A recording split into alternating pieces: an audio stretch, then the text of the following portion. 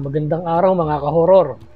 At sa video ating tatalakayin nga pala ngayon ay ang pagkukumparahin natin ang agimat na taglay ni Tresmundo at saka ang sikat na agimat sa Thailand na kung tawagin ay Leklay. Actually, parehas kasi ng estilo tong taglay na agimat nitong dalawa. Yung tipong kapag suot mo yung agimat ay hindi ka puputukan ng baril. Pero magkaiba ng estilo ng pag-testing ang ginawa nila. So tara mga ka-horror at sabay-sabay nating panoorin ang video ito. Yan, bali sa unang video nga pala ay makikita natin ang isang grupo na may gagawing pag-testing doon sa taglay nilang agimat. Yun, nakita nga natin ngayon lang ay yung isang baril ay itinutok nila sa may parte ng ilog at kinalabit, at makikita naman natin na talagang pumutok yung baril. Pagkatapos nga nito ay naghanda na ang grupo para sa gagawin nilang pag-testing. So actually yung pag-testing na to ay kakaiba kumpara dun sa mga dating ginagawang pag-testing ng Tresmundo. Dati kasi sa mga video nila, kapag tinesting nila yung agimat ay tinatapatan nila ng kamay yung baril tapos hindi ito puputok. Pero sa pagkakataon na to ay gano'n nga, hindi na nila tinatapatan ng kamay yung baril na nakatutok dun sa tao. Bagkus siguro ito ay dahil dun sa ginawa nilang dasal, dun sa buhay na salita na tinatawag nila.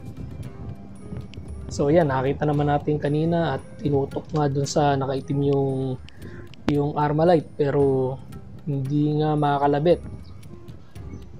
Ayan makikita nyo naman talaga na nanggigil siya ron sa gatilyo pero hindi niya makakalabit. Doon kasi sa dating video ng Tresmundo, maraming nagko-comment na paano raw kung nasa likod yung babaril. So hindi matatapatan ng kamay yung baril, posibleng pumutok. Or hindi mo alam na babariling ka. So hindi ka hindi ka alisto, kumbaga hindi mo matatapatan ng kamay yung baril na nakatutok sa iyo. Siguradong puputok 'yon at madidisgrasya ka. So dito pinatunayan nila na hindi na nga kailangan tapatan pa ng kamay yung baril. Ayan makita niyo naman, gigil na gigil si kuya Ayan. So pero kapag ka itinapat doon sa ilog ay nakakalabit niya yung baril. So okay to mas okay itong pag-testing na to kaysa dun sa dati na kailangan mo pang tapatan ng kamay yung baril. Ayan. So tinesting naman nila dun sa isa pa nilang kagrupo. So ganun pa rin, ayaw pa rin talaga pumutok.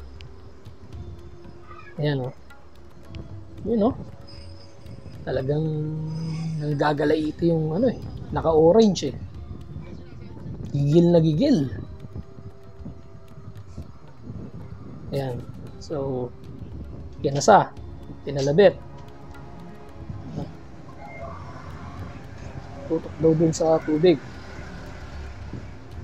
Yan, tatestingin niya.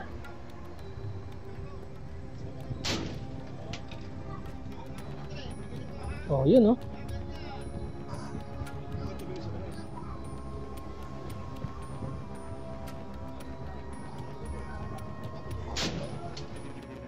sa ikalawang video naman ay ang ipapakita natin ay ang agimat na Leklay na nagmula sa bansa ng Thailand.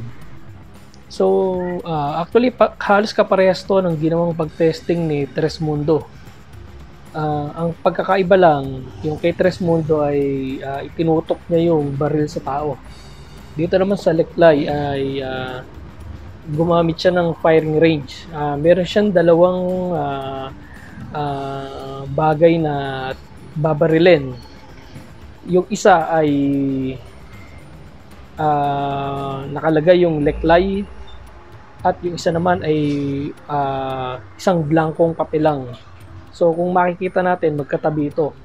Kapag ka binaril niya yung isang papel na blanco lang na walang Leklay, ay pumuputok yung baril at makikita naman talaga na nabutas yung papel na iyon, na tumama yung bala ng baril.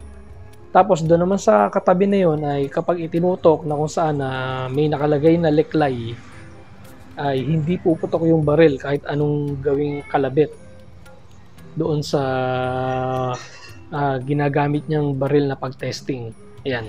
So panoorin natin yung video ito.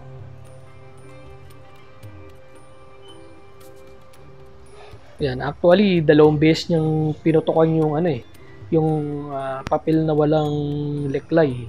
Makikita rin na dalawa yung butas. So confirm na talagang tumama yung bala. Pero doon sa kabila, yun nga, kahit paanong gawing kalabit, ayaw pumutok ng baril.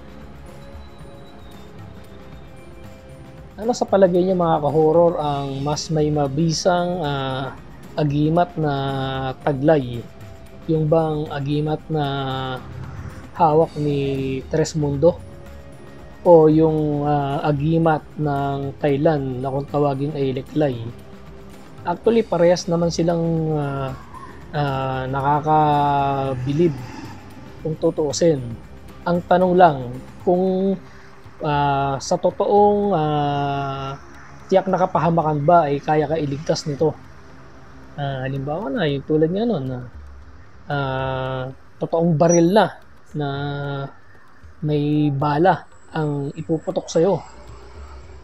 Totoo nga bang yun ay kayang pigilin na pumutok yung baril o hindi?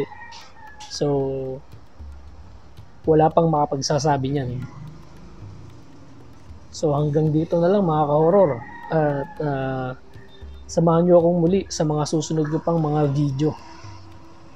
Paalam!